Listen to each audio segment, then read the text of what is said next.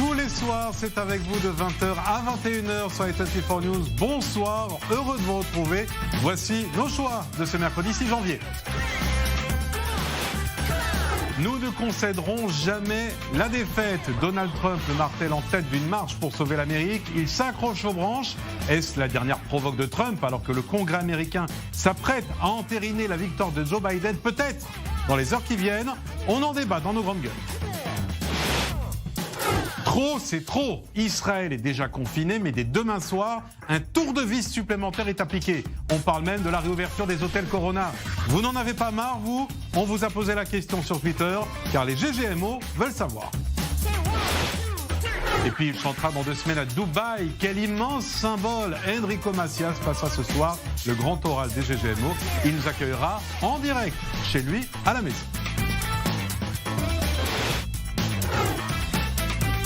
Et bonsoir à tous, bonsoir Nomi Aliwa, bonsoir à nos grandes gueules qui sont avec nous, Pierre Ekhov, réalisateur écrivain, Alex Aziz, avocate.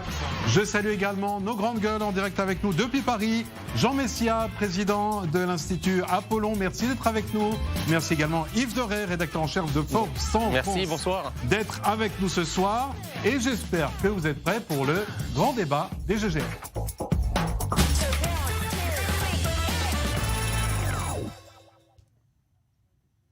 Et nous allons commencer avec la phrase du jour, celle d'un homme qui s'accroche aux branches. Va-t-il la lâcher? L'intéressant en tout cas n'en a pas l'intention. Écoutez. Aucun de nous aujourd'hui ne veut voir notre victoire aux élections volée par une bande de radicaux démocrates de gauche encouragés par des fausses informations de médias. C'est ce qu'ils ont fait et c'est ce qu'ils font encore. Nous n'abandonnerons jamais, nous ne concéderons jamais. Cela n'arrivera pas. On ne concède jamais quand il s'agit d'un vol. Trump qui ne concède pas la défaite, même dans cette marche géante pour, dit-il, sauver l'Amérique.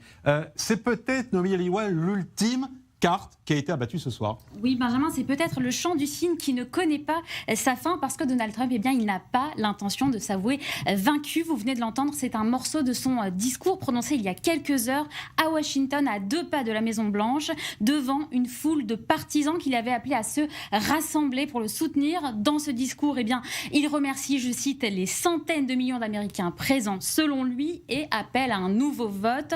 Selon lui, les États ils veulent revoter. Ils veulent certifier à nouveau et tout ce que le président Pence a à faire, c'est de demander aux États de recertifier. Ensuite, je deviendrai président, assure-t-il. Il considère cette élection eh bien, comme volée depuis le départ par le camp démocrate. C'est aussi pour lui une démonstration de force. Il veut montrer qu'il n'est pas le seul dans son combat, qu'une part de la rue continue de le soutenir. Rappelons brièvement les résultats électoraux dits officiels. L'ancien vice-président de Barack Obama, Joe Biden, a remporté 306 grands électeurs contre 232 à Donald Trump. Et rappelons également que cette manifestation a lieu en marge d'un autre événement crucial pour la politique américaine, puisque en ce moment même, eh bien, le vice-président Mike Pence doit certifier d'un moment à l'autre devant le Congrès la victoire de Joe Biden. Et on va peut-être l'annoncer en direct ce soir dans les grandes gueules. On va savoir ce qui se passe dans les heures et les minutes qui viennent. Pierre Ekhov, je vous sens déjà dubitatif. On connaît votre empathie pour Donald Trump. Mais pas de l'empathie, à un moment, il faut quand même savoir dire bye-bye, non? Non. À partir du moment où il s'est fait voler cette élection, à partir du moment où il y a des fraudes dans à peu près tous les États dont on parle, il y a 6 États où les fraudes sont manifestes. Je ne sais pas si vous avez vu le rapport de 1400 pages sur ces fraudes que Trump a distribué à tous les congressmen, à tous les législateurs et aussi aux sénateurs qui sont venus d'ailleurs aujourd'hui contester cette élection. Il y a 140 législateurs qui ne l'acceptent pas. Ouais, en attendant, les 2 chambres sont en train de se réunir en ce moment même et vont peut-être entériner la victoire de Biden. Non, non, que faire de ces rapports? Non, mais dans auquel cas il lui reste de déclarer l'urgence nationale. Écoutez, vous avez des crapules. Les crapules démocrates qui se sont comportés comme des sagouins, comme des salopards depuis le début. Ça fait 4 ans qu'ils lui font toutes les misères du monde. Et ça fait 4 ans qu'ils contestent son élection. On parle pas des 4 ans, on parle là de l'élection. Mais attendez, oui, mais on parle de l'élection qui est la continuation de leur comportement odieux. Depuis le premier jour. On ne parle pas du comportement, on parle du vote des électeurs américains. Non, mais moi, je parle des crapules démocrates. Et là, on ne parle pas que des démocrates. Est-ce qu'il y aurait une conspiration? Parce que ce n'est pas uniquement le camp démocrate qui se lie contre Donald Trump. Il y a également beaucoup de républicains. Ce qu'on appelle les rhinos. Les rhinos, c'est-à-dire républicains seulement en titre. Ce ne sont pas des vrais Donc il y républicains. aurait Donald Trump contre le reste du monde? Non, il y a et le reste du monde contre Donald Trump suivi par 80 millions d'Américains qui ont voté pour lui et qui ne veulent pas qu'il se fasse voler cette élection. Yves Doré, à Paris, est-ce qu'on est en train de voler l'élection à Donald Trump? Évidemment que oui. Non, je constate que c'est très grande gueule quand même, là, parce que les salopards, démocrates, tout ça, ça y va fort. Mais non, je c'est suis assez calme aujourd'hui. amusant quand même ce que j'entends là. Ce sont des mots légers celui qui est quand même l'escroc en chef et le maître des salopards, si je peux reprendre la terminologie qui vient d'être employée, c'est quand même Donald Trump, parce que très sincèrement, il fait prendre beaucoup de risques à son pays, beaucoup de risques aux Américains. Il est soutenu par 3000 suprémacistes blancs, là. Écoutez, moi je vous entends, vous suivez ce que tous les médias disent. Et quand on voit qu'un pasteur noir vient d'être élu, si demain ou après-demain cet homme est assassiné, on comprendra pourquoi. Donc je dois dire que là, il fait courir des grands risques à la démocratie américaine avec le président du lobby de la en même temps. Vous allez loin là, Yves Doré, quand même, dans vos suppositions. Franchement, je vous ai laissé parler, je finis quand même. Je vous en prie, allez-y. Non, je vais loin parce que malheureusement, je sais ce qui s'est déjà passé aux États-Unis. On sait tous ce qui s'est passé aux États-Unis. Il y a eu quand même un certain nombre d'agressions, de crimes, d'hommes armés qui ont des fusillades. On a tous en tête ces fusillades. Donc on sait qu'il y a cette violence. Il y a des présidents. Il y a un président qui a été assassiné aux États-Unis. C'est pas Trump qui doit provoquer ça. Trump fait courir des risques à son pays, à la démocratie américaine. Jean Messia, à côté de vous, ne sont pas d'accord. Il a été battu à un moment donné. Il faut reconnaître sa défaite. On lui a volé cette élection. Non, arrêtez, regardez un peu les vrais chiffres. La vérité, attendez, la vérité est un peu entre les deux. C'est-à-dire qu'effectivement, je ne vous rejoins pas sur ce que vous disiez, parce que je pense que l'Amérique n'a pas attendu Trump pour être violente, d'une part. La deuxième chose, c'est qu'effectivement, si un certain nombre de centaines ou de milliers de suprémacistes encouragent Trump, on peut parler de centaines de milliers de suprémacistes noirs, puisque les Black Lives Matter qui soutiennent les démocrates sont des suprémacistes noirs. Absolument. Et ne sont pas moins violents que les suprémacistes blancs, ils sont juste un peu plus nombreux, d'accord. Et la deuxième chose, à Washington. Ah non, c'est vrai, ils paradent en brûlant des voitures, en brûlant des bus et en tabassant les blancs dans les quartiers. Bon, ça c'est autre chose. Ils sont beaucoup plus violents parce que beaucoup plus nombreux. J'ajoute également que Trump, si vous voulez, le nombre qui fait la violence là, vous mélangez les notions. Trump, l'élection de Donald Trump, faut pas oublier qu'elle intervient juste après le Brexit. Et effectivement, il incarne un changement de paradigme, puisque c'est l'arrivée du populisme qui a gagné en Grande-Bretagne, qui arrive aux États-Unis. Et évidemment, le monde qui a été vaincu par Trump, c'est-à-dire ce monde mondialiste, néolibéral, libre-échangiste, immigrationniste, etc., eh bien, il ferraille pendant 4 ans. On a même parlé à un moment d'un coup d'État du deep state, de l'État profond, qui est également démocrate et progressiste contre Trump. Ils ne l'ont pas lâché, que ce soit les médias, CNN, ils l'ont pas etc. lâché. Alors C'est bien de dire ça, mais il y a quand même là, pardonnez-moi les uns et les autres, il y a quand même là, en ce moment même, un Congrès qui est en train de voter à l'issue d'une élection qui a eu lieu. Donc je veux bien qu'on reparle de l'acharnement pendant 4 ans des opposants à Donald Trump, mais vu d'ici, Alex Madja, Non mais Benjamin, attendez-moi, on a quand même l'impression que vu d'ici, vu de Tel Aviv, Trump a été l'homme des accords de paix, des accords d'Abraham, mais qu'à un moment, on va presque oublier tout ça, tellement maintenant, il laisse l'image d'un homme qui simplement ne veut pas se retirer. Je suis d'accord avec vous. Je peux juste avoir quelques secondes. Alessandra, je vous donne la parole après. Alessandra Smadja, allez-y. Je pense qu'il y a un moment, un homme d'État doit savoir tirer sa révérence, sans contester le mandat qu'il a exercé pendant 4 ans. Il a fait exactement de très bonnes choses, comme il a pu faire des choses qui sont contestables. Mais il y a des fraudes. Il y a un moment où on n'est pas en train. Non mais, cher ami, on n'est pas en train de contester son droit d'aller devant le juge de l'élection. C'est démocratique, c'est constitutionnel, ça existe. Ça existait déjà il y a 20 ans avec Bush et Al Gore. Il n'y a pas de problème. Il y a pas de problème. Maintenant, à un moment où moi je suis pas spécialiste du droit américain. Moi, ça fait 2 mois que je suis les élections 6 heures par jour. De ce que je vois comme le public le voit. On a vu que ça a été recommandé une fois, 2 fois, 3 fois. Joe Biden a été élu président.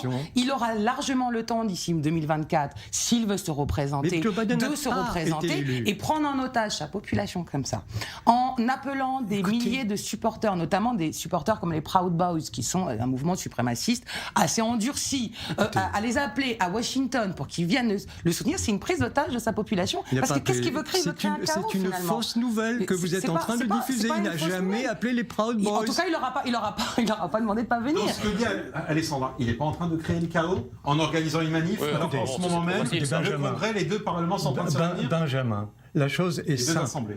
La chose est assez simple, selon moi. Je n'ai pas la science infuse, je ne prétends pas l'avoir. Mais ça fait 2 mois que je suis exactement tous les événements, mais je passe 6 heures là-dessus. Parce qu'entre autres choses, je travaille au Gadsden Institute et j'ai des informations que je dois leur fournir, je dois faire des analyses, etc. Et puis aussi pour certains sites internet, et puis aussi parce que j'interviens aussi dans d'autres magazines. Bref, je suis atterré par la façon dont à la fois la justice américaine et les médias, globalement... La justice américaine, elle est complètement indépendante. La justice américaine... Elle est parfaite dans un... Bien sûr. La justice américaine n'a pas pris une seule affaire. Ils les ont toutes rejetées, non pas sur le fond, mais sur la forme. Ils ont rejeté toutes les affaires sur la forme. C'est-à-dire que personne, à ce jour, n'a encore pris la peine d'ouvrir le dossier, de voir les expertises qui démontrent que les machines Dominion sont complètement truquées et qu'on peut, à distance... Donc on a bourré les urnes ? On a bourré les urnes, évidemment. Et les machines Dominion sont complètement truquées. Et vous avez des centaines de milliers de votes, voire des millions de votes, qui ont simplement été volés au président. Des millions de votes pour Biden qui sont donc faux, c'est ce que vous affirmez. Absolument. C'est ce que vous affirmez ici. C'est une certitude. Yves Deray, il y a le Parlement américain qui est en train de valider un vote qui a été mené avec un bourrage d'urnes, comme le pense Pierre Ekrov. Mais comme je ne suis pas le seul à le penser, il y a 80 millions d'Américains qui le pensent autant que moi, ainsi que le président, ainsi que 140. Est-ce qu'on peut... Yves Deray, allez-y. Oui, bien sûr, parce que moi j'ai perdu mon oreillette, donc vous pouvez parler. Il y a eu 60 recours qui ont été rejetés. Oui, sur la forme. La principale personnalité qui représente la justice américaine a été nommée par Donald Trump lui-même. Donc on ne va pas dire que la justice est aux mains de Biden. Biden, il a du mal à obtenir le transfert du pouvoir actuellement. Et Trump ne joue même pas ce rôle-là qu'il devrait jouer.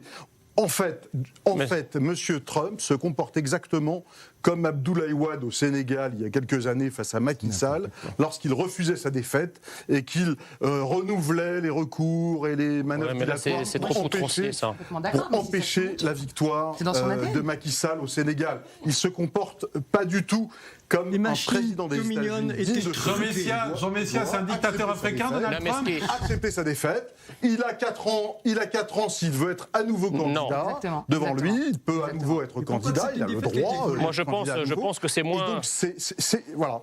C'est moins les démocrates qui ont volé l'élection de Trump que la crise du Covid, tout simplement. Parce que s'il n'y avait pas eu la crise du Covid, les résultats de Trump en matière économique, en matière internationale, en matière commerciale sont absolument exceptionnels. Y compris d'ailleurs. C'est possible. Mais il ne s'agit pas de critiquer le bilan de Trump. Il s'agit simplement de parler d'une passation de pouvoir. Le taux de chômage des Noirs a été au plus faible depuis 45 ans. Voilà. Quant à Joe Biden, si vous voulez, c'est un peu l'homme de paille. Et je pense que Trump s'est donné en fait des bâtons pour se faire battre. C'est-à-dire que, en fait, au lieu de se présidentialiser après avoir gagné l'élection, il a fait du Trump. Il est resté une star de télé-réalité et il s'est enfermé dans une sorte de narcissisme. Il a fini par faire campagne autour de lui, alors qu'au départ, c'était quand même Bannon, l'intellectuel, le cerveau de Trump. C'est grâce à Bannon, un peu d'ailleurs comme Sarkozy avec Buisson. Et quand Buisson est parti, évidemment, Sarkozy s'est perdu. C'est un peu le même schéma, si vous voulez. Quant à Biden, si vous voulez, ils ont sorti du placard une momie qui n'a rien fait, que même Obama, dont il était vice-président, n'a pas soutenu. C'est dire. Vous l'avez radié pour l'hiver de Biden. Bref, attention, vous parlez du futur président des États-Unis, comme le dirait l'autre.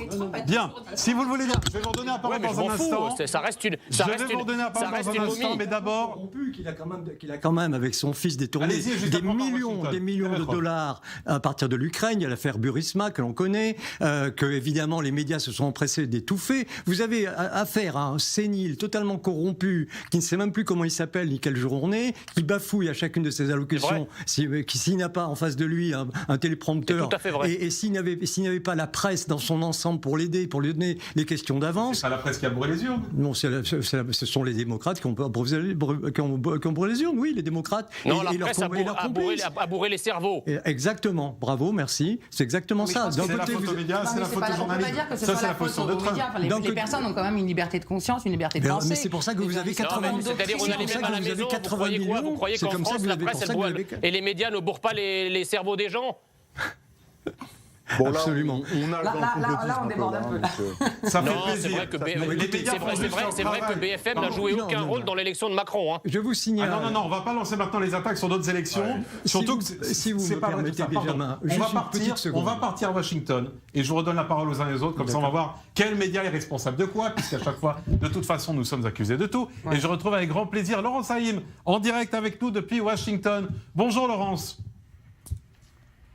Bonjour, comment allez-vous? Écoutez, je suis très heureux de vous avoir avec nous. Nos grandes gueules ici depuis Tel Aviv et Paris avec nos invités. Laurence, j'aimerais d'abord faire un petit point avec vous parce que au moment où nous nous parlons, Trump vient d'achever ce rassemblement dans lequel il a déclaré qu'il ne concernerait jamais cette défaite. Mais parallèlement, les deux assemblées sont en train de se réunir. C'est-à-dire que pour lui, c'est peut-être la fin là qui se joue dans les heures qui viennent.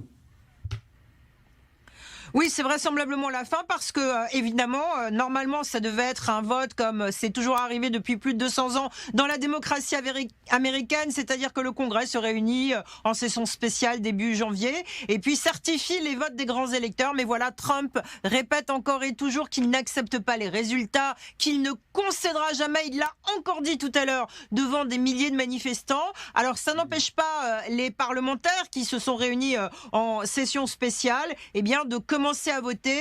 Et Mitch McConnell, qui est le dirigeant des sénateurs républicains au Sénat, vient même de dire, voilà, la démocratie doit continuer. Et donc, ça veut dire, pour vous qui regardez, que normalement, dans les heures qui viennent, Joe Biden sera bien officiellement le nouveau président des États-Unis qui prendra ses fonctions le 20 janvier prochain. Laurence, Donald Trump et ce discours, est-ce qu'il a surpris du monde aux États-Unis? Parce qu'on a vu qu'il n'y a pas beaucoup de chaînes américaines d'ailleurs qui ont retransmis son intervention. Comme d'habitude.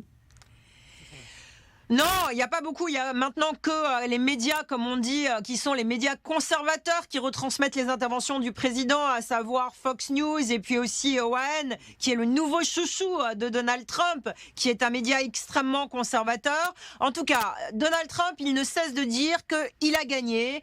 Il ne cesse encore et toujours d'être dans sa réalité alternative et de dire à tous les gens qu'il adore. Et il y a beaucoup de gens qui l'adorent aux États-Unis. Il y a la moitié de l'Amérique qui l'adore, il faut quand même le rappeler, que l'élection a été une fraude et tous les gens croient ça. Et moi, ce qui m'a surpris, parce que j'étais avec ces manifestants tout à l'heure en tant que journaliste pour regarder, eh bien, c'est de voir ces gens qui disent « Mais non, il y a eu de la fraude, ce n'est pas Joe Biden qui va être président, c'est toujours Donald Trump qui va rester. » Eh bien non, normalement, dans quelques heures, on va dire à Donald Trump que c'est complètement terminé pour lui. Pierre Echoff, vous étiez là-bas en fait, vous n'étiez pas ici. Parce que c'est exactement ce que vous nous avez dit il y a quelques instants. Noémie Aliwa. Par le cœur. Question, Madame Haïm, qu'est-ce que vous pensez de ce choix de certains médias de ne pas diffuser, de ne pas retransmettre les discours de Donald Trump? Est-ce qu'on peut considérer que ça s'apparente à de la censure, sachant qu'il est quand même président des États-Unis encore jusqu'ici? Est-ce que c'est pas finalement les journalistes ne sortent pas de leur rôle en décidant ce qu'on doit publier ou non?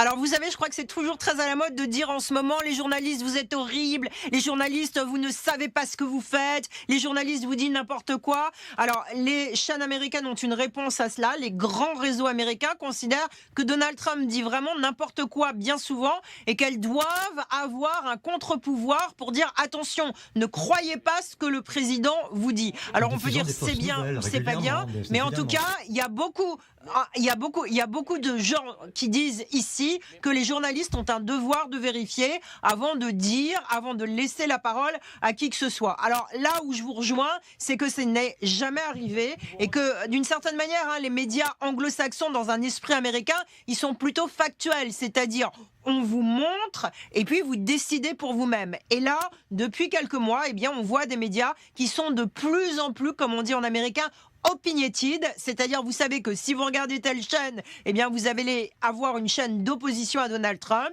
et si vous regardez une autre chaîne, eh bien vous allez avoir une chaîne pro-Trump. Qui veut réagir à Paris?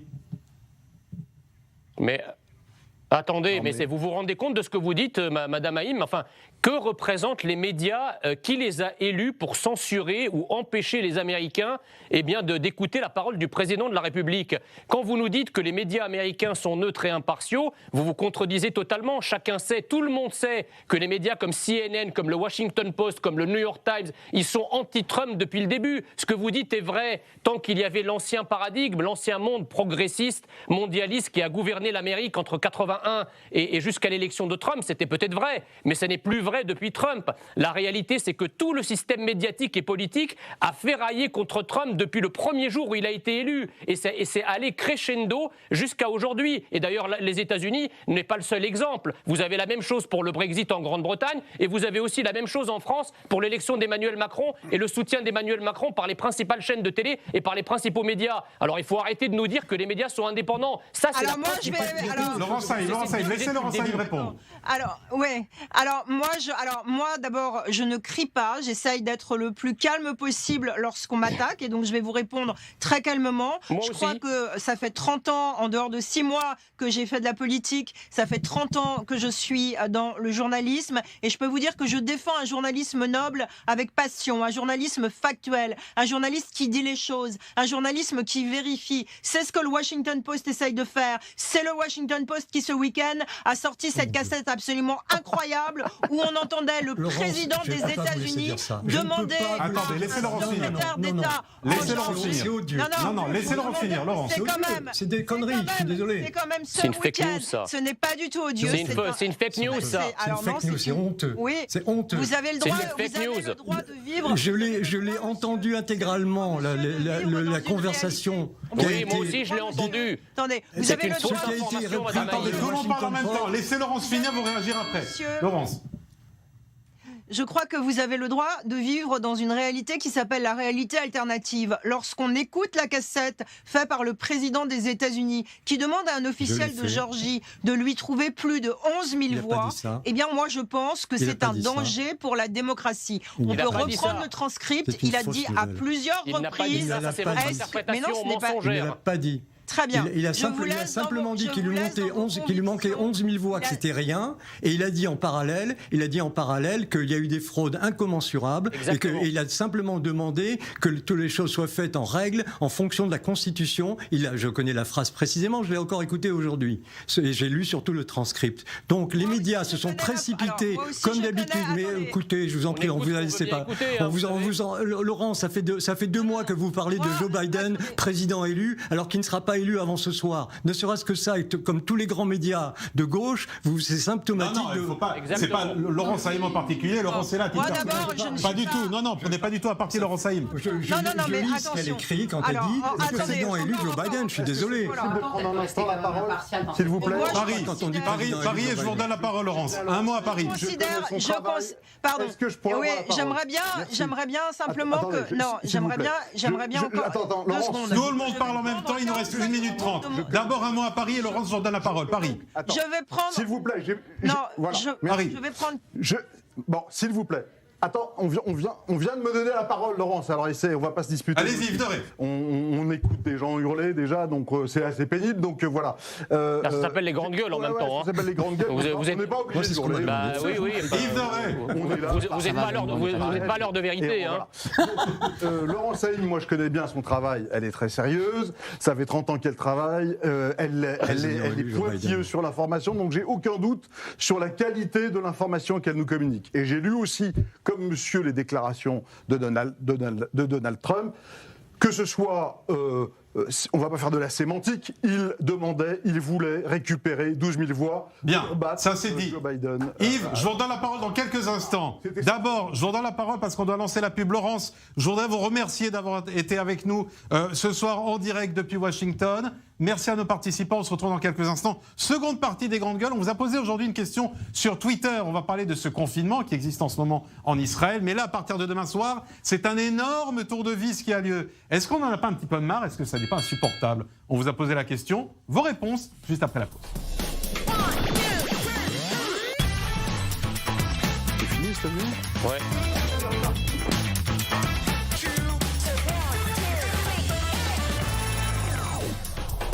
Et c'est la seconde partie de notre Grande Gueule Moyen-Orient. Merci de nous rejoindre. Débat très vif. Si vous étiez avec nous juste avant la pause en compagnie de Pierre Echov, Alex Aziza, à Paris, Jean Messia et Yves Doré. Je vous remercie à tous d'être avec nous. À mes côtés, Noémie Aliwa. Et on va parler maintenant d'un très, très grand ras-le-bol.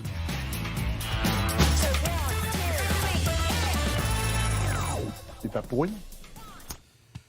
Et oui, c'est reparti pour un tour. Israël est déjà confiné, mais ce n'est pas assez pour enrayer la pandémie. D'ailleurs, dans les rues, on ne voit pas trop la différence avec une journée normale. Résultat, c'est le tour de vis à partir de demain soir. On va peut-être d'abord, Noémie Aliwa, rappeler ce qui nous attend. Oui, Benjamin, rappelons en quelques mots les grandes lignes de ce confinement renforcé qui débute ce soir à minuit en Israël pour une durée minimum de 2 semaines. Il comprend notamment une interdiction de se déplacer à plus d'1 kilomètre de son domicile, des transports publics réduits de moitié, sans compter la fermeture des écoles et des entreprises dites non essentielles. Par ailleurs, les rassemblements seront limités à 10 personnes en extérieur et les fameux hôtels Corona redeviennent obligatoires dans certains pays, au retour de certains pays. Alors, qu'est-ce que ces fameux hôtels Corona? Eh bien, ce sont ces hôtels qui sont choisis par le ministère de la Santé, dans lesquels il est obligatoire de passer sa quatorzaine au retour de certains pays. On ne connaît pas encore la liste exacte de ces pays, mais il est fort possible que la France y soit inscrite, de même que la Grande-Bretagne, à cause de ce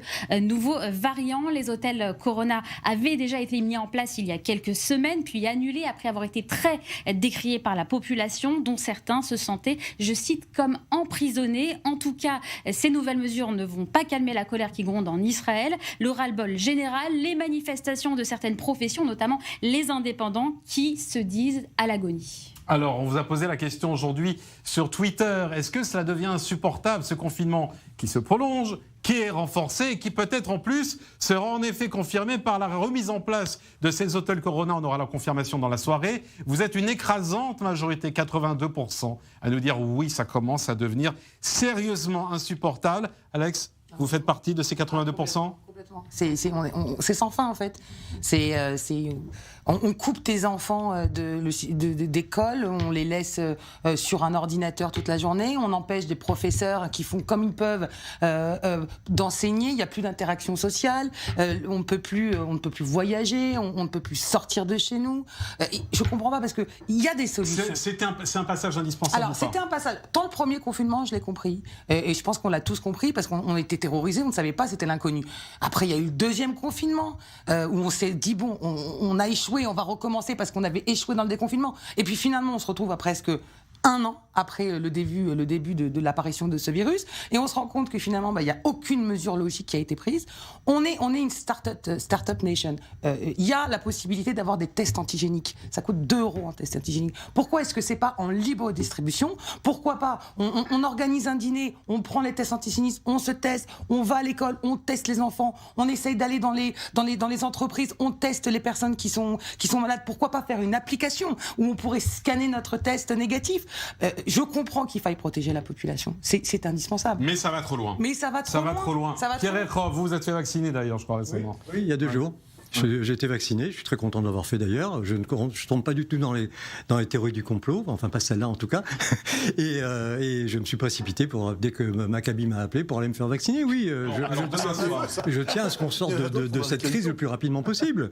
Le plan apparemment, c'est que une fois que 70% de la population aura été vaccinée, on pourra enfin rouvrir le pays et retourner à la vie normale. Vous dites c'est normal ce qui est en train de se faire. Alors écoutez, moi par rapport au lockdown, c'est sûr que je suis un peu comme madame, je n'ai pas du tout envie de me retrouver enfermé, bloqué. Heureusement, j'ai des chiens, ça me permet de les sortir dans le jardin d'à côté. Vous avez trouvé la bonne excuse. Oui, tous des chiens. Oui, c'est la bonne excuse. Tout le monde a acheté des chiens en Israël. À Paris, Yves Deray, je vous donne la parole après. Yves Deray, quand on parle depuis quelques jours du modèle israélien, notamment en termes de vaccination, c'est un modèle quand on vous dit, voilà, on est replongé dans un profond confinement. Et on va préciser pour ceux qui nous regardent de France, c'est beaucoup plus intense que simplement le couvre-feu qu'il y a à Paris, par exemple.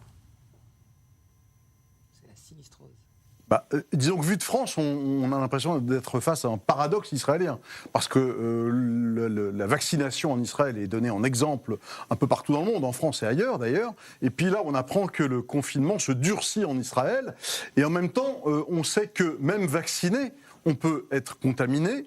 Le vaccin empêche le virus de se répandre dans l'organisme, mais on peut donc, puisqu'on a été contaminé, contaminer quelqu'un, même vacciné. Donc le vaccin, en réalité, n'empêche pas la contamination, la transmission du virus. Donc en effet, je comprends qu'il faille atteindre un chiffre de 70% pour envisager un déconfinement réel.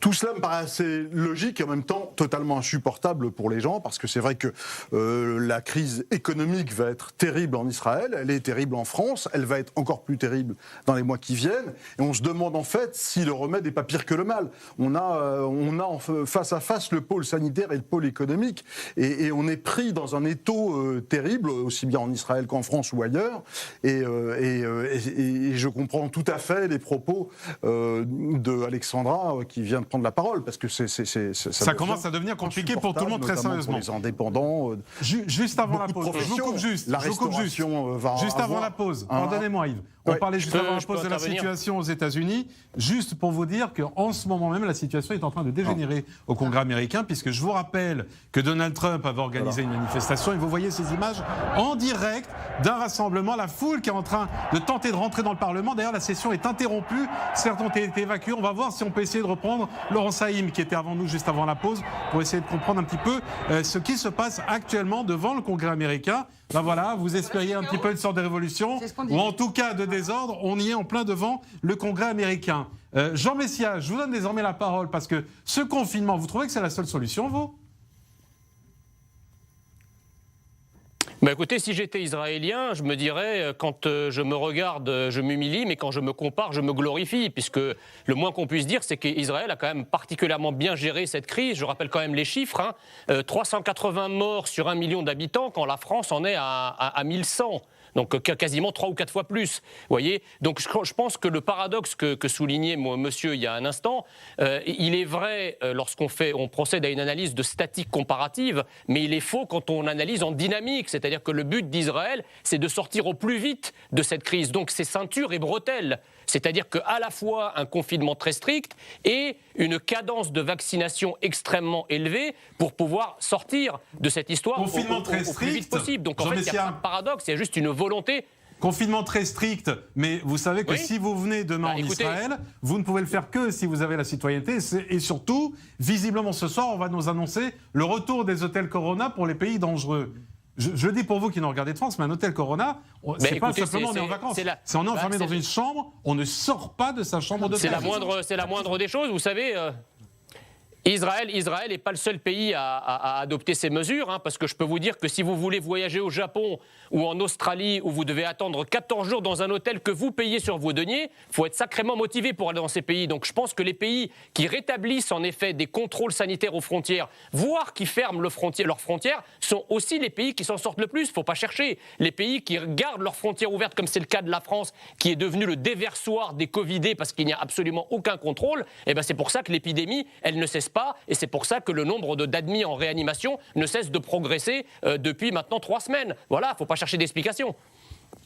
Alex ? Moi, je comprends les propos qui viennent d'être prononcés par Jean Messia sur le problème de la fermeture des frontières, et que c'est vrai qu'en France, c'est un peu une passoire, et effectivement, c'est un peu plus compliqué de contenir l'épidémie. En revanche, en ce qui concerne la position israélienne, moi, ce qui me choque un petit peu, c'est que pour éviter de mourir, on s'empêche de vivre, et que effectivement, il s'agit de protéger les populations à risque ou les personnes qui sont âgées, mais il y a des restaurateurs, il y a des indépendants qui sont en train de crever véritablement la dalle.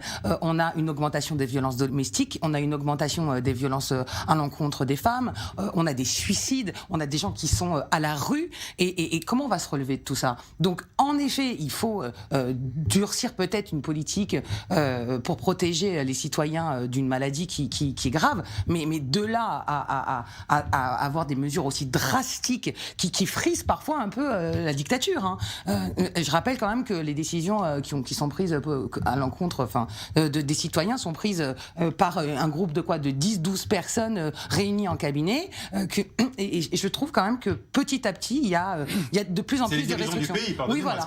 Ce sont les dirigeants du pays qui ont été élus. Et je sais, mais ça devient grave. Vous me donnez envie d'être légitimiste un petit peu et de défendre les autorités, parce qu'on a l'impression que tout le monde considère que ce sont des mauvaises politiques qui ont été mises en place, et notamment le confinement, mais il n'avait n'aviez pas le choix. Le problème, c'est l'épidémie, c'est pas les politiques et les mesures qui ont été prises. Le problème, c'est que normalement, il y a la sacralité de la vie. Et en fait, pourquoi est-ce que tout le monde se sacrifie pour la vie, pour que des gens puissent vivre, pour qu'il puisse y avoir moins de morts? Et donc, les autorités, si nous-mêmes nous étions au pouvoir demain ou aujourd'hui, nous n'aurions pas le choix parce que c'est ou ces confinements-là ou on laisse des gens mourir. Je suis d'accord, Noémie. Le premier confinement, je suis d'accord, on n'avait pas. Mais c'est la même chose, l'épidémie n'est toujours pas réglée. On va avoir plus de morts de gens qui vont se suicider, de gens qui vont être à la rue, que de gens finalement qui vont peut-être mourir du virus. On a compris, on porte un masque, on se lave les mains, et puis on a des traitements. Pourquoi du jour au lendemain encore arrêter totalement l'économie? Vous vous rendez compte que ils ont dit 15 jours, on sait très bien que ça va durer un mois, pas d'école. Mais ils ne le font pas de gaieté de cœur, parce qu'ils le font parce qu'ils n'ont pas le choix. Il y a un vieux proverbe en France qui dit quand même que parfois il faut mieux se couper la main plutôt que de se couper le bras. Il est possible aussi qu'après avoir quand même un peu piétiné, cherché comme tout le monde, Israël comme les autres, dans sa stratégie face au Covid, qui est quand même très difficile à endiguer.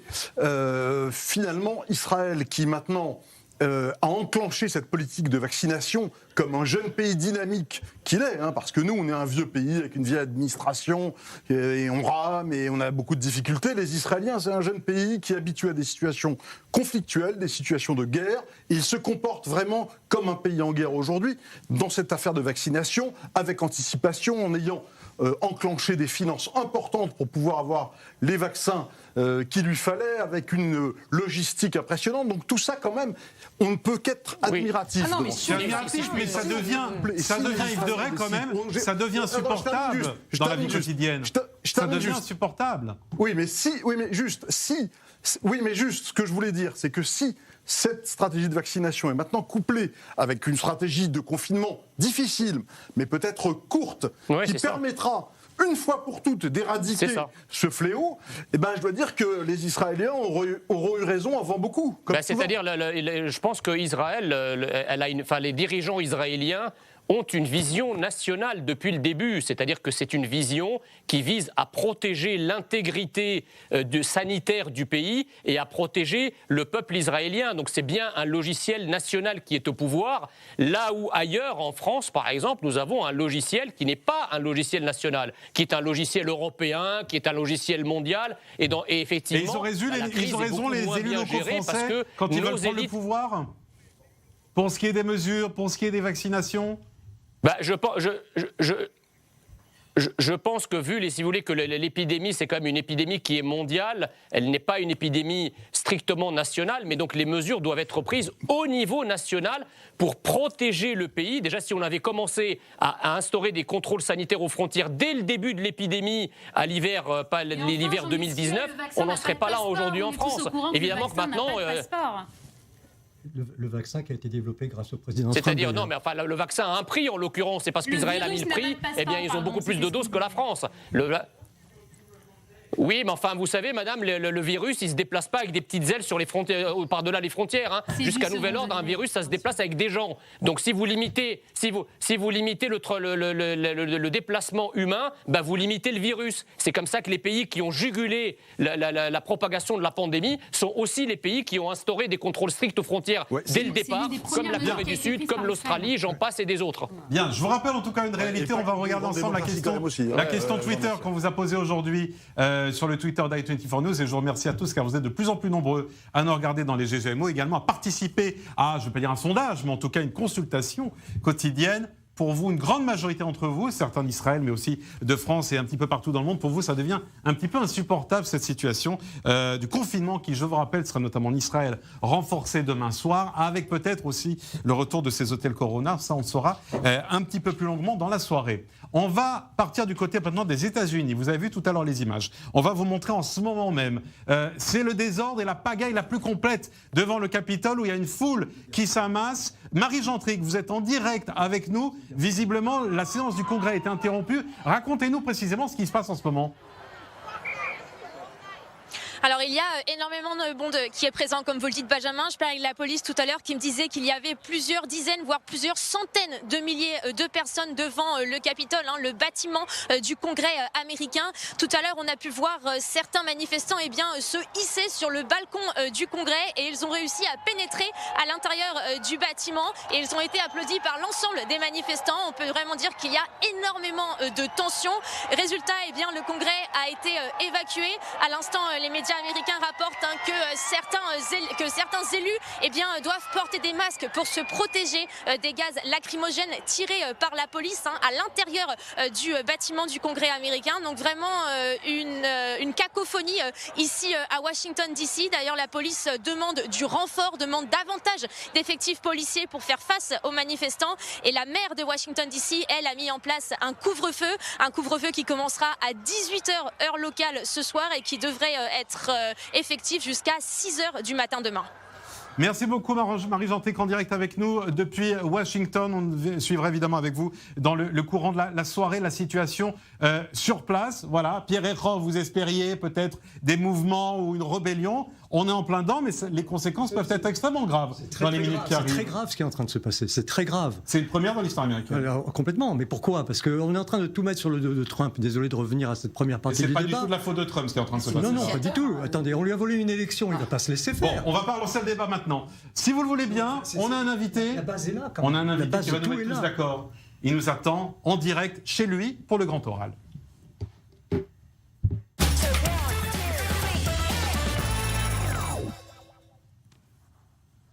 Et c'est Enrico Macias qui est en direct avec nous depuis Paris et depuis sa maison dans laquelle il nous accueille. Bonsoir Enrico Macias. Oui, bonsoir, je suis content de parler avec vous. C'est un plaisir de vous avoir avec nous ce soir en direct dans nos grandes gueules Moyen-Orient pour un très très bel événement puisque vous allez donner un concert les 21 et 22 janvier prochains. Où ça ? À Dubaï. Autant dire que l'événement est très très symbolique. Oui, dans les Émirats. Oui, absolument. Je vais vous demander de m'en parler dans un instant, mais d'abord, Enrico, comment allez-vous ? Puisque je sais que vous avez contracté le Covid-19. Comment allez-vous ? Oui, l'année dernière, au mois de mars, j'ai contracté ce virus. Et ça n'a pas été très très grave, puisque je m'en suis bien sorti. Le docteur Rothenbourg et Aboulker m'ont énormément aidé. Ils m'ont donné un très très bon traitement. Le problème, c'est que maintenant, je m'en aperçois, c'est qu'il y a eu des petites séquelles. Je suis tombé, je me suis cassé le col du fémur dès ma première sortie après le confinement. Et donc, il faut faire attention quand on contracte cette maladie, faire attention qu'il n'y ait pas de séquelles. Voilà. Et on vous souhaite évidemment un bon rétablissement, Enrico. Racontez-moi un petit peu ce concert que vous allez donner dans les Émirats. Ce n'est pas une première pour vous. Vous avez déjà chanté là-bas par le passé, mais là, ça intervient dans un contexte très particulier, celui des accords d'Abraham. Pour vous, ça a une symbolique toute particulière, j'imagine, d'aller maintenant chanter là-bas. Ah ben, écoutez, vraiment, il me tarde d'abord parce que ça fait très longtemps que je n'ai pas chanté à cause du Covid. On n'a pas pu chanter. Ça fait des mois et des mois qu'on est sans chanter, donc je suis en manque de scène. Mais en plus de ça, faire ma rentrée sur scène à Dubaï après les accords qu'il y a eu entre les Émirats arabes et Israël, moi, ça me fait plaisir, quoi. C'est pas que ça me fait plaisir, ça me bouleverse. Yves Doré, d'origine constantinoise, j'imagine que vous avez envie de parler, Enrico Macias. J'écoute. Yves Doré. C'est comme un tonton, en quelque sorte. Hein. Enrico, c'est comme mon tonton, donc voilà, je l'aime beaucoup et je suis très attaché à lui depuis très longtemps. Mais Enrico, il a fait une chanson, il s'en souvient évidemment, une très belle chanson qui s'appelait Le Voyage, dans laquelle il racontait qu'il regrettait de ne jamais avoir fait ce voyage en Algérie. Et finalement, il fait ce voyage et il le fait à Dubaï. Le destin aura voulu qu'il aille chanter dans un pays arabe et ce sera Dubaï, ce ne sera pas l'Algérie. Peut-être que l'Algérie arrivera un jour, qui sait. Mais avant, quand même, j'ai été en Égypte. Hein. Enrico. Donc, mais là, je suis content parce que je suis content parce que c'est quand même un grand pas vers la paix, telle que j'ai toujours souhaité chanter dans mes chansons. Ce sera qui le suivant, Enrico, quand on sait que même le Maroc, désormais, noue ses liens? Vous espérez que l'Algérie, ça peut être quelque chose de possible dans un futur proche? Ben, il faut jamais dire... faut jamais fermer la porte de l'avenir et du futur. Et moi, je suis toujours optimiste et je crois que malgré tout ce qui se passe dans le monde, je crois que la paix viendra de toute façon. Même si c'est pas de mon vivant, ce qui compte, c'est qu'elle arrive. Même si on n'est pas vivant, si on ne le voit pas, ben c'est pas grave, c'est pour nos enfants, pour les futures générations. Donc il faut qu'on travaille tous, pas pour soi, mais pour les autres, pour nos enfants et nos petits-enfants. Jean Messia à Paris, ça vous parle, ces accords? Ça me parle d'autant plus que je suis moi-même d'origine égyptienne, donc ce que vous dites, Enrico, me parle d'autant plus que je suis moi-même d'extraction égyptienne, puisque je suis d'origine copte, et j'avais suivi effectivement il y a plusieurs dizaines d'années les histoires que vous avez vues, les difficultés que vous avez éprouvées il y a plus d'une trentaine d'années à venir chanter en Égypte. Bon, fort heureusement, ça s'est réglé par la suite, alors que c'était un pays qui était déjà en paix à l'époque avec Israël. Donc évidemment, je ne peux que me réjouir que vous puissiez faire des concerts désormais dans l'ensemble du monde arabe. Mais vous savez, moi j'ai une chanson à vous qui me plaît beaucoup, qui s'appelle qui commence par Soleil de mon pays perdu. J'aimerais pas avoir à la chanter un jour en France, alors que vous la chantiez il y a 50 ans en quittant un autre pays. Vous voyez, parce que la France aujourd'hui n'est plus ce qu'elle était, et j'aimerais pas avoir à chanter cette chanson un jour, même si je la trouve très belle. Oula, alors Enrico, c'est une autre lecture de votre chanson qui est portée là. Eh bien, vous savez, malheureusement, Adieu mon pays est une chanson toujours d'actualité, parce qu'il y a toujours des gens qui sont obligés de quitter leurs racines, leur pays. Et c'est l'histoire qui veut ça, mais ça s'arrangera un jour, je vous ai dit, peut-être pas de notre vivant, mais un jour, on ne chantera plus « Adieu mon pays ».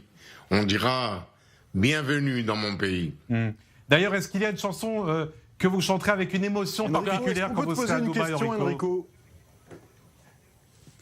Pardon, j'ai est-ce qu'il y a une chanson que vous chanterez avec une émotion particulière quand vous serez à Dubaï, ou qui prendra une dimension particulière? Écoutez, je voudrais vous expliquer quelque chose de formidable. C'est que à Dubaï, la plupart des gens qui composent mon audience là-bas, ce sont des Libanais. Parce que je ne peux pas aller au Liban encore. Mais les Libanais viennent à moi. Quand je chante, avant les accords d'Abraham, les Libanais venaient remplir mes salles de spectacle à Dubaï. Et il y a une chanson que je vais en rechanter cette fois-ci, c'est Beyrouth. Vous pouvez me chanter juste le refrain? On peut avoir juste le refrain, Enrico? Oui, bien sûr. Et c'est en direct pour nous dans les GGMO. Un refrain, Enrico. Beyrouth, ton horizon m'appelle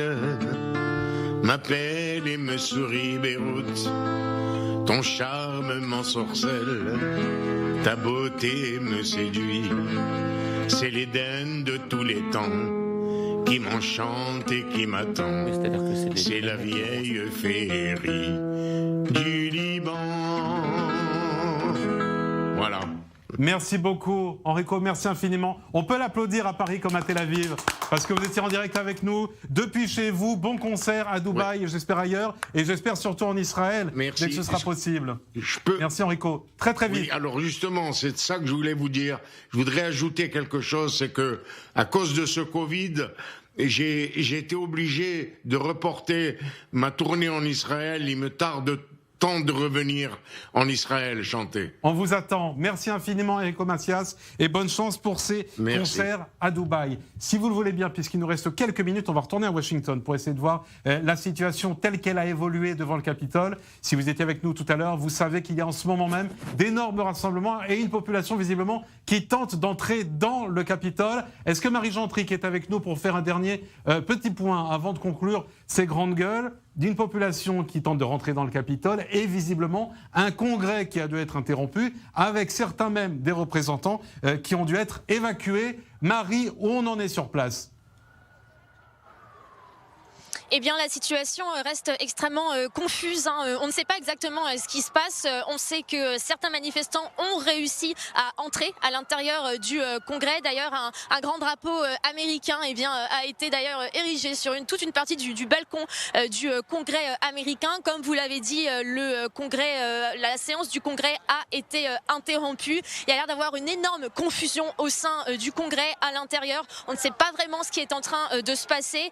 Certains élus rapportent qu'on leur a demandé de porter des masques puisque la police est à l'intérieur du bâtiment et utilise des gaz lacrymogènes contre les manifestants. Donc énormément de confusion. Les manifestants qui sont juste à côté de moi ne savent pas vraiment non plus ce qui se passe. Ils me disaient qu'ils ne s'attendaient pas à cela.